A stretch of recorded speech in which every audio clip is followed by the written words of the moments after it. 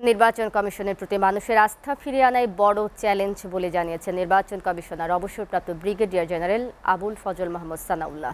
তিনি বলেন, নির্বাচনের রোডম্যাপের সাথে অনেক বিষয় জড়িত, তাই প্রথমে অন্য সব বিষয়ে প্রস্তুতি আলোচনা চলছে। বিকেলে নির্বাচন ভবনে নির্বাচন কমিশন সংস্কার কমিশনের সাথে মত বিনিময় সভা শেষে একথা বলেন তিনি। এ সময় সংস্কার কমিশনের প্রধান ডক্টর বদিউল আলম মজুমদার বলেন, আইনে নির্বাচন কমিশনকে অন্তর্নিহিত ক্ষমতা দেওয়া রয়েছে, তারাও বদ্ধপরিকর একটি সুষ্ঠু নির্বাচন জাতিকে উপহার দিতে।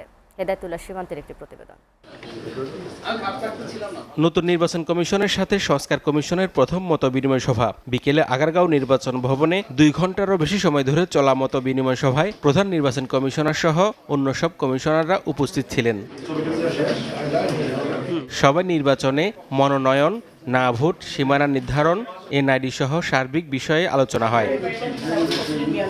সভা শেষে নির্বাচন কমিশন সংস্কার কমিশন প্রধান বলেন, নতুন নির্বাচন কমিশনের সাথে একটি নির্বাচন আয়োজনে যত প্রস্তুতি প্রয়োজন সব বিষয়ে আলোচনা হয়েছে। নির্বাচন কমিশনের অন্তর্নিহিত ক্ষমতা আছে এবং সুষ্ঠু নিরপেক্ষ নির্বাচনের খাতিরে নির্বাচন কমিশন দিনকে রাত করা ছাড়া, রাতকে দিন করা ছাড়া সবই করতে পারে সুষ্ঠু নিরপেক্ষ নির্বাচনের খাতিরে।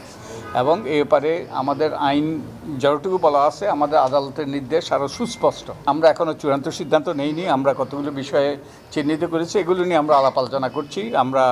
আমাদের এখনও প্রায় 1 মাস সময় আছে। এই সময়ের মধ্যে আমরা আমাদের সুপারিশগুলো চূড়ান্ত করব, সরকারের কাছে দেব। পরে নির্বাচন কমিশনার অবসরপ্রাপ্ত ব্রিগেডিয়ার জেনারেল আবুল ফজল মাহমুদ সানাউল্লাহ বলেন, এখনও নির্বাচনের রোডম্যাপ নিয়ে আলোচনা হয়নি।